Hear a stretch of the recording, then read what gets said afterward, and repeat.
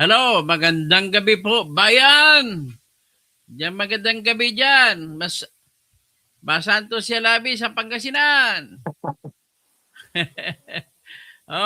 Ito may Pangasinan muna tayong ruta. Ang kausapin natin patungkol sa naalala niyo ba yung meron kaming binulgar sa pamamagitan ng principal ng eskwela ng San Fabian diyan sa Pangasinan na yung mga ghost students, pero mo, uso na kayo ng ghost eh. May ghost, may flood control, ghost. Pati estudyante, ghost. O ano pang ibang mga ghost? Nako, maraming ghost. Ito ngayon, bago natin, inaantay natin na papasok yung school principal na ating ating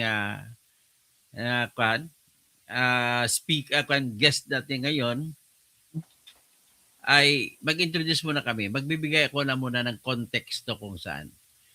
Kanina ay tumawag sa akin si Miss Marmy Cabonyas Bautista na principal at nilipat siya ngayon sa bagong school ay nakatanggap daw tinawagan daw siya kanina habang namamahinga siya.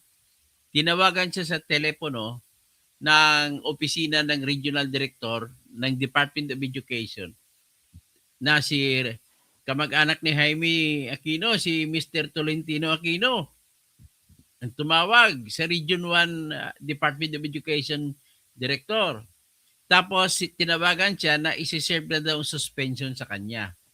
Itong suspension na ipapatupad daw ay sang-ayon daw ito sa noong unang suspension na pinalabas nila noong, kung hindi ako magkamali, anong petsa ito?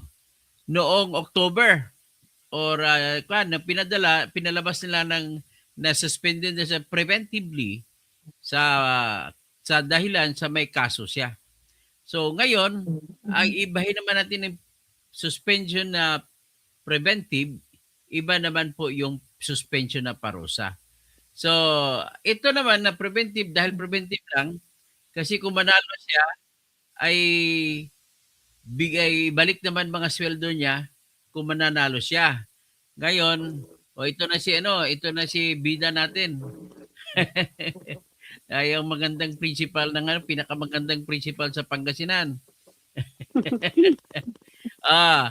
Ito ang nangyari sa kanya. Siya po ang nagbulgar ng ghost students sa ALS at saka sa junior high school at senior high school. Alam mo kasi may programa ang pamahalaan natin mula nung pumasok tayo sa K-12 ay nagkaroon ng dagdag na antas ang high school. Imbes na fourth year sa panahon namin, panahon ni Marmy Bautista, panahon ni Jaime Aquino, panahon ko, 4 na taon ng high school. Ngayon, 6 na. May junior high school, may senior high school. At dahil po yan ay dagdag bigat sa mga balikat ng mga magulang, ay nagkaroon ng programa ang pamahalaan natin na magbibigay ng voucher.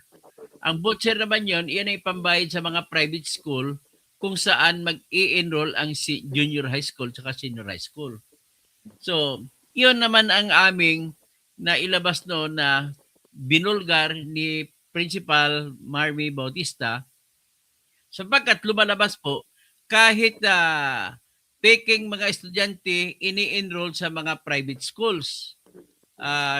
Ano ka private schools yun, Marmy? Nakalimutan ko eh. Kingsville po, sir. Kingsville. Kingsville po, sir. Kingsville Academy. Kingsville Academy sa dalawang bayan, sa Tayog, tsaka saan mag-isa? Sa Mingan, sir. Mingan. Okay. So, yun, mag-enroll ka sa Kingsville Academy ay ang sistema kukolektahin ng Kingsville Academy at lahat ng iba pang pribadong school sa buong Pilipinas. Kung may naka-enroll na mga estudyante, libre kasi yan eh. Kukolektahin nila sa Department of Education, voucher system. So ito, ang binulgar ni principal ay yung faking student, ghost students. Uso naman kasi ngayong ghost eh. May ghost na flood control. may, may ghost na students. Dapat nito, ang mangyari nito si Jaime Aquino at si Marmi, Ghostbuster eh. Ghostbuster! So ngayon, ito, dahil ito sa mga pagbulgar niya, nagkaroon po siya ng kaso. Kinasuhan siya na inimbento siya ng kaso ng mga sa Department of Education. At ang nangunguna na gumagawa ng kaso laban sa kanya ay si Regional Director ng Department of Education na si Tolentino Aquino, kamag-anak ni Jaime Aquino. Pagkatapos kasama na dyan yung sa Division 2 ng Pangasinan na Division Supervisor, Division Superintendent na si, anong pangalan nun, Marmi? Dr. Vivian Luz Pagatpatan po. Dr. Vivian Luz Pagatpatan. So, inimbentuhan siya ng kaso na imbento. Pati kaso ngayon, ghost na rin eh. So, dahil hawak nila yung mga opisyal ng DepEd sa region, ay nagpalabas ito ng tinatawag na Preventive Suspension Order. Ang Preventive Suspension Order po ay normal na nilalabas yan ng kahit anong opisina, Civil Service Commission, pinapalabas din yan ng Philippine National Police, sa mga police na gamit ang tinatawag ni Internal Affairs Service, pinapalabas din yan ng ibang mga opisina sa gobyerno, sa military, pinapalabas din, pero military system naman, na marami na rin akong pinanalo dyan sa court martial system. So, kumbaga, pati sa court martial, expert na rin ako. Gayon, ang sistema dyan, pinapalabas lang yan, pansamantala, na suspendin ka muna. Ang pakay niya ay para yung kinakasuhan ay hindi siya mag-influensya o hindi siya mananakot ng testigo at hindi niya itatamper o i-purge yung mga dokumento sa hawak sa opisina niya. So, yan ang kapakay niyan. So, kanina sinasabi ko po na yung kasong sinampa sa kanya DepEd ay invento. So, ngayon, kung invento, ang problema ito, yung kasong yan invento na sinampa sa kanya ay may relasyon sa isa pang kaso na naisampa na sa ombudsman. Si Marmi Bautista nagsampa. Pareho ang pangyayari, pero this time, siya naman ang nagsampa ng kaso sa ombudsman. Ang kalaban ay yung mga nagsampa ng kaso laban sa kanya. Tapos, nagsampa rin sila ng kaso dun sa Civil Service Commission. So, ilang jurisdiction ang gumagalaw. Ngayon, may order ang isa dyan. Naalala ko, may order ang Civil Service Commission, di ba? Tapos nang tatanggap mo, preventive suspension galing Department of Education. Tama ba ako, Marmi? Opo, sir. Okay. So, ngayon, dahil doon, tinulungan ko siya, gumawa kami ni Jaime ng motion for reconsideration niya doon sa Department of Education na preventive suspension. At ang katwiran namin, wala ng authority ang Department of Education dahil ay naisampa niya na ang kaso, kaparihang kaso doon sa Office of the Ombudsman at saka doon sa ang administrative aspect ay naisampa niya sa Civil Service Commission. Parang gano'n ata kung hindi ako nagkamali. So anyway, what is important is nagkatatlong ahensya ang may hawak ng isang kaso. Sino mananaig? Yan ang mga problema dito. Pero nauna po ang ombudsman. So dapat kung sinong una nakakuha, yan ang may jurisdiction. So ngayon, may tumawag kanina kay Marmi na ipapatupad naman daw ang suspension order na preventives laban sa kanya. So, mamaya natin itakil yung merito. Sige, pwede mo na pakikwento mo na ngayon anong nangyari kanina habang nakikinig kami ni Jaime Aquino. Kasi po kanina, sir, tumawag po sila sa akin na ipapatupad na daw po ang suspension order ko galing po sa central office po, sir. So, nag-alala po ako kasi ako po yung unang nag-file ng case at ako po yung nagsabi ng mga maling ginagawa po nila sa DepEd. Ngunit nabaliktad po lahat ang pangyayari. Bakit ako na po ngayon ang binibigyan nila ng suspension order?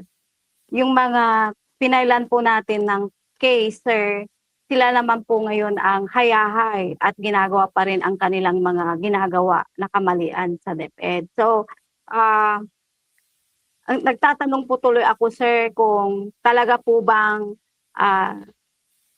inaaksyonan po ni DepEd Secretary Sani Angara ang aking mga hiling dahil hindi po ako nagpalipas ng mga araw, buwan na hindi nagpapadala po sa kanya na mga sulat para po dito sa mga hinihiling ko po na mga aksyonan ang mga nangyayaring mali po dito saan. Mas lalo po na galing pa sa central office po, sir, ang suspension order ko. Bakit nagkaganon, sir? Ako po yung nag-file ng case, ako po yung nagbulgar ng ghost student. Ako pa po ngayon ang binibigyan nila ng suspension order. Yun po ang mga tanong ko, sir. Bakit po ganun ang nangyayari? Totoo po ba kaya na binibigyan talaga nila ng attention po ang mga dinudulog na problema sa Department of Education? At pati din po doon sa dinulog ko po sa Office of the President na hanggang ngayon po ay wala pa po akong natatanggap na aksyon o may natanggap ako dati na sabi po nila ay bigyan po nila ng attention doon po sa binigay po natin na complaint, appeal po sa kanila. Pero ang ginawa po kasi sa akin ng Pangasinan 2, binaliktad po nila yung sitwasyon, binaliktad po nila yung pangyayari. Imbis na sila po yung mabigyan ng leksyon kung ano yung mga nangyari sa mga dinulog po natin, baliktad po ang nangyari. Ako po ang naparusahan. Ako po na nagsabi ng katotohanan sa korupsyon na nangyari po dito sa Pangasinan 2. Ako po ang nahirapan. Halos isang taon po ako na hindi nakabalik sa DepEd dahil lang sa sabi po nila ay preventive suspension, pero hindi po ako nakabalik. Doon po sa sinasabi nila na sumahod po ako, hindi po ako sumahod, sir. Wala pa akong sinahod. Hanggang ngayon po, hindi ko po natanggap ang mid-year bonus ko nung last year. Yung mid-year bonus ko, hindi ko po natanggap. Yung sweldo ko po ng February hanggang May, hindi ko rin po natanggap. Kaya yung sinasabi po nila na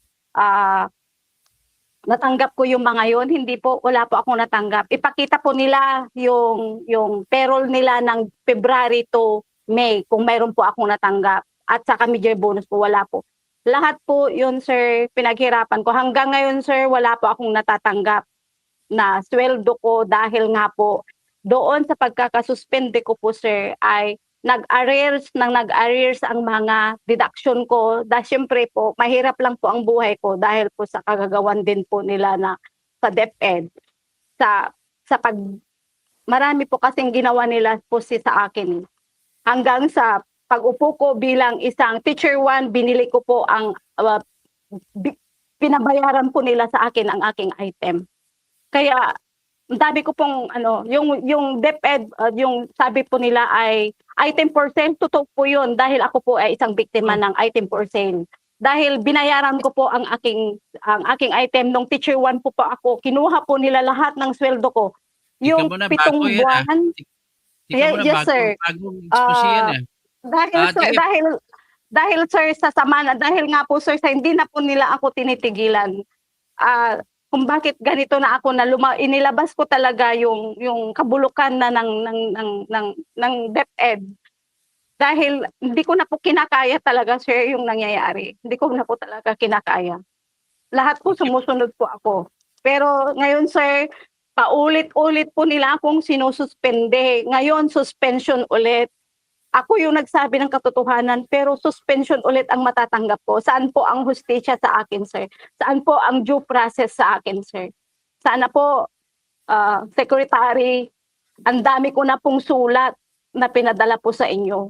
Sige. Kung talagang pinakikinggan po ninyo, Secretary, sir, sana makita din po ninyo yung mga ipinapadala kong sulat para po sana kahit isa sa mga sulat ko po ay mabasa po ninyo para makita rin po ninyo kung ano po pinagdadaanan. Ako nga sir, principal na, nagagawa po nilang ng ganito. Di mas lalo na po yung mga teacher 1 at saka mabababa pang posisyon po sir. Okay. So, binabanggit mo kanina na binili mo yung position mo sa bilang teacher. Sino ang pinagbilan mo at magkano bili mo? Nung binili ko po yung item ko sir, hindi ko po hindi naman po yan na binili. Kaya lang sinabi po nila kasi sir, dapat karapatan ko lang po, dapat lang po na makuha ko ang item ko na mobile teacher po noon dahil po 6 years po akong nag-serve na wala po akong sahod. Nung dumating po ang item ko, hindi po sa akin maibibigay. Kaya sabi ko po sir, kung magkano po ang ibabayad po ng pagbibigyan ninyo, yun din po ang ibibigay ko, sabi ko po. Kaya nagbigay po ako ng 50,000. Pagkatapos po, dumating po ang sahod ko ng 9 na buwan. Pagdating ng 9 na buwan, na pagdating ng sahod ko, taob cheque po ang tawag po namin doon. Itataob mo yung cheque, mamimili ka lang po kung ilang cheque ang sasabihin sa'yo, kung ilan ang kukunin mo. Sa awa ng Diyos, sa 9 na cheque po, natatanggapin ko po sana noon. Ang natanggap ko lang po noon ay tatlong cheque. Ang lahat po ng cheque na nagkakahalaga ng malalaki ay nasa harap po ng taong magbibigay sa akin ng cheque. At ang napunta po doon sa harap ko kasi nahiya po din ako na tatanggapin ko po yung cheque, ay kukunin ko po yung cheque na nandun pa sa bandang harap niya. Kaya ang kinuha ko po, 3 cheque kasi sabi po niya kuha daw po ako ng 3 cheque doon sa harap ko. Kaya kumuha po ako ng 3 cheque. Ang laman lang po ng sweldo ko na nakuha ko noon ay isang 2,000, isang 4,000 at sa isang 6,000. The rest of the 14,000 pa noon po ang sweldo ko noon ay napunta po doon sa harap po ng nagbigay sa akin ng cheque. Dami ko pong pinagdaanan. Sino yung ano na yun, official na napapili siya ng cheque? Supervisor ko po dati, sir. Pwede mo mabanggit pangalan niya ngayon? Pagbabanggitin, retired na po siya kasi sir, masasama ulit siya sa, pero kung iimbestigahan po, pupuntahan po nila ako, sasabihin ko po, pero kung dito na po sir, hindi ko na po sasabihin. Pero kung pupuntahan po nila ako, na lang, okay na ba sa'yo? Pagkatapos off-air, gagawa tayo ng affidavit. Kasi gusto ko, kung okay lang sa'yo, sa tingin ko naman, iyan pinakamaganda. Let us go all out. Ireklamo na natin tututuloy. Nakala ko yung expose mo ay tungkol lang sa mga ALS na fake na mga estudyante, kinukubra nila ang bayad ng Department of Education sa mga peking estudyante na supposedly talagang babayaran ng gobyerno yan kung totoong merong junior high school at saka senior high school. At saka siyempre mga ALS, mga alternative learning system. So ganito, ang kukunin ko muna yung anong masasabi mo dito Mr. Jaime Aquino? Anong magagawa natin? Kasi kung ako tanungin mo, ay sapagkat gusto nang ipatupad kahit illegal ang suspension, wala natin magagawa, RTC na po ito. Anong masabi mo Mr. Jaime Aquino? Magandang gabi po sa ating mga nakikinig, lalong-lalo na sa yung mga followers. Katuto, salamat at binigyan mo ng pagkakataon na makapagpaliwanag si Madam Marmy sa gabing ito. Ang masasabi ko lang po sa topic ngayon, sa problema ni Madam Marmy, ay kailangan na po talagang dumulog tayo sa korte. Kukuha tayo ng temporary restraining order. Kahit hindi ako abogado, yun po ang nararapat na gawin po natin kung talagang may isisilbi na suspension order galing sa central office. Kasi ang nagtataka naman na po ako, Katuto, kung bakit ang kaso na kasalukuyan pang dinidinig sa opisina ng Central Office ng Department of Education ay mas nauna yung suspension kaysa yung resolution. dapat sana, kahit hindi ako abogado, dapat sana yung motion for reconsideration na ipinasa namin ay marisolba muna bago ng anumang kautusan na suspension para naman magiging patas ang laban. Pero kung ipapatupad na nila na wala pang resolusyon sa ating motion for reconsideration at yung kasagutan natin sa kasong ni Marmi na kwan ay sinampa ng ni Division Superintendent Vivian Los Pagatpatan, yung insubordination yan na kaso. Maalala ko Okay. yan. Kaya kailangan muna sana kung nakikinig ang ating kagalang-galang na sekretary Sani Angara, kung talagang seryoso na tulungan sabi nga ni Senator Rizon Ontiveros nung budget hearing, siya pa mismo ang nagsabi na iniimbestigahan, dapat imbestigahan, sabi ni Senator Rizon Ontiveros, si Tolentino Aquino, yung regional director ng DepEd Region 1, kasi inirereklamo. Tapos, yung nagrereklamo ay nakatanggap pa ng death threats niya. Siya pa ngayon ang humaharap sa maraming kaso. Ano bang klaseng sistema yan? Dapat sana yung nagbubulgar ng katiwalian ay dapat mabigyan ng proteksyon. Okay. So ako naman sa karanasan ko, ang pinakamagandang gawin natin dito ay pupunta tayo sa RTC. Total wala nang ang tanging makapigil lamang nito ay RTC. Ang ginagawa nilang ang katwiran natin ay mayroon tayong una motion for reconsideration. Pangalawa, wala nang jurisdiction ang Department of Education kasi yung usapin sa kasong yan ay nauna na isampa sa Ombudsman at saka nauna pa rin sa Civil Service Commission. So sa madalit sabi, talagang completely and absolutely walang kapangyarihan ang Department of Education. Ang malungkot lang sa Pilipinas, kahit sa ang parte ng Pilipinas, uso na ngayon basta ikaw ang head, ikaw ang hari, talagang inaabuso mo ng iyong kapangyarihan, masaktan mo lamang ang mga kumukontra sa iyo.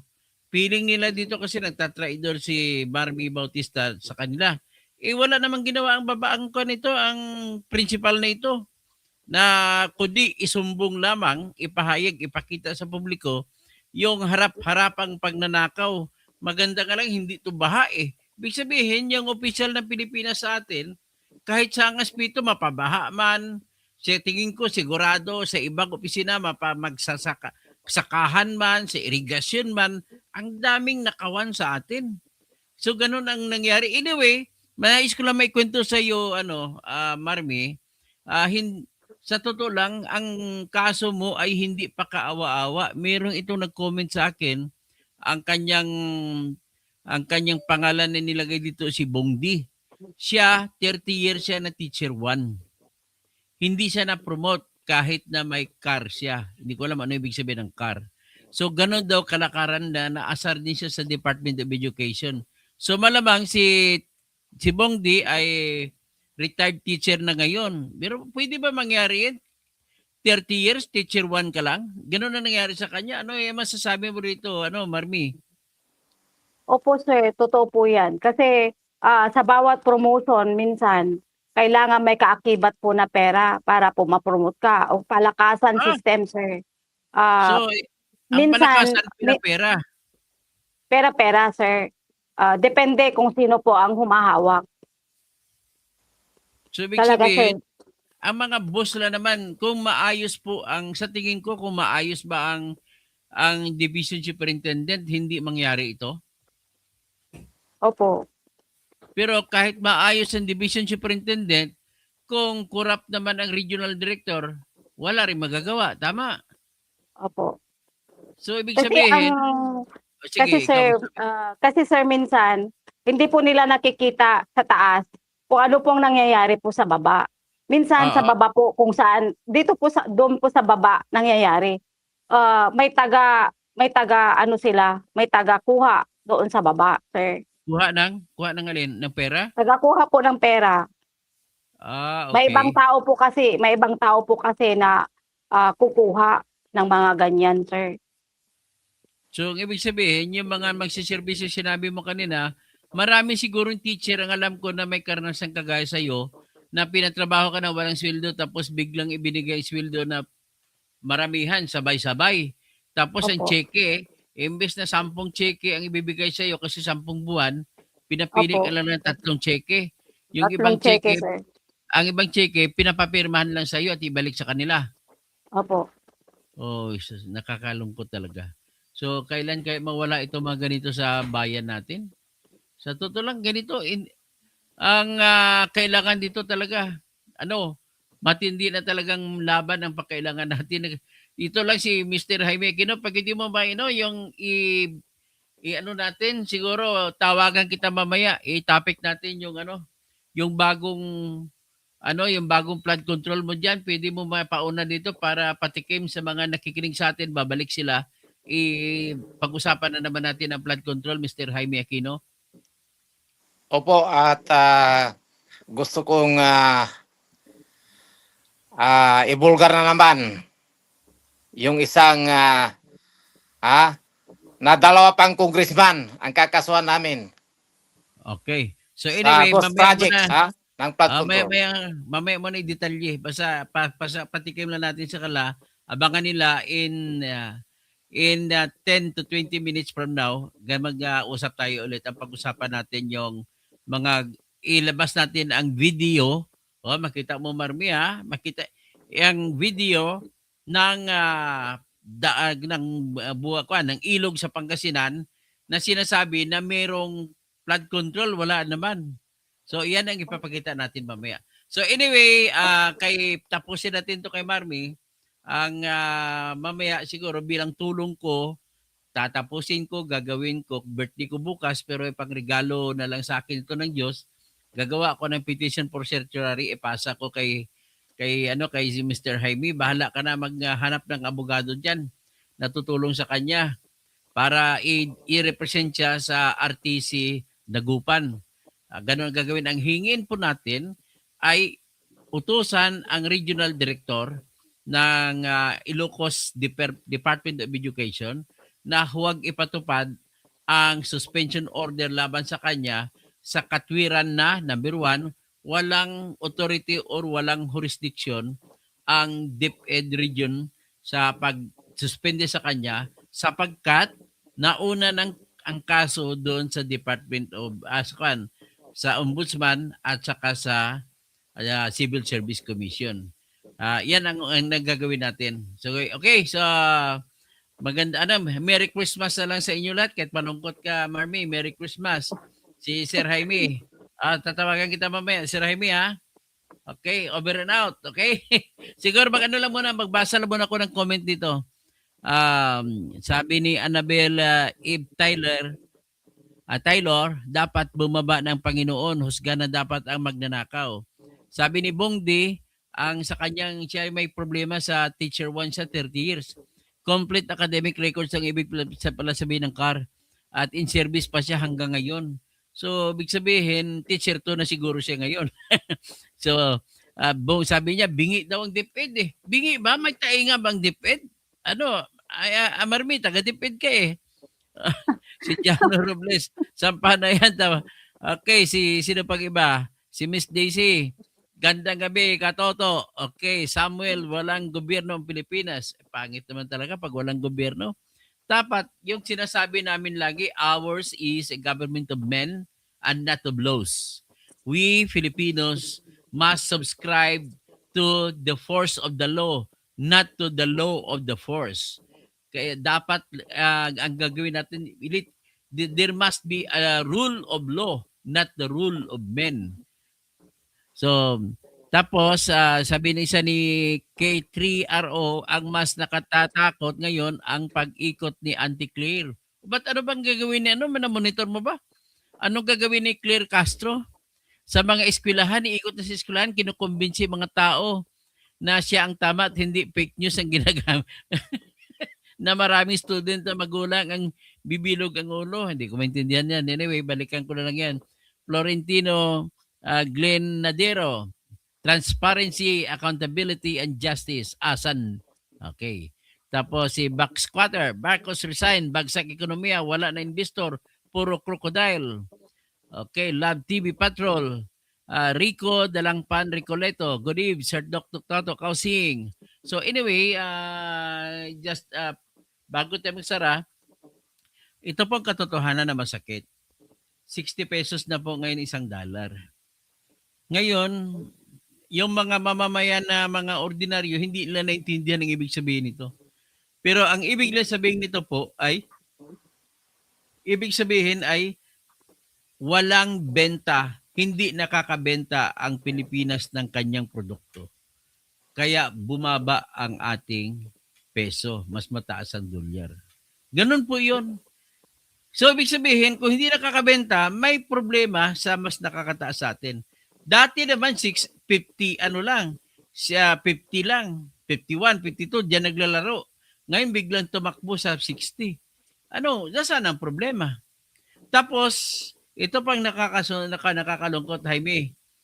Ang sinasabi ngayon, dahil tinigil ang flood control projects, mahigit halos 1.5 milyon Pilipino na nagtatrabaho sa construction ang walang trabaho ngayon kasi tigil ang flood control. So ngayon, papakainin natin yan. Saan kukuha ng pagkain yung 1.5 milyon na tao na nawala mang construction workers? Biro mo kung hindi lamang sila nagluko sa construction na ginagawa nila, marami pa sana Pilipino ngayon ang makakabili kahit na 500 lamang ang tinatawag na Noche Buena. O sige, hanggang dyan na lang muna tayo. Sir Jaime, babalik tayo mamaya. In 15 minutes, si kapatid na Abdul Arsad, andyan si Jensan. Magandang gabi. So, good evening, Atty. Toto, watching from Singapore. Terencia Share. Okay. Bumalik si si Marmy. Bakit hindi nawala atang signal niya? Anyway, mamaya na, tama na muna ngayon at magandang gabi po, bayan. Babalik tayo.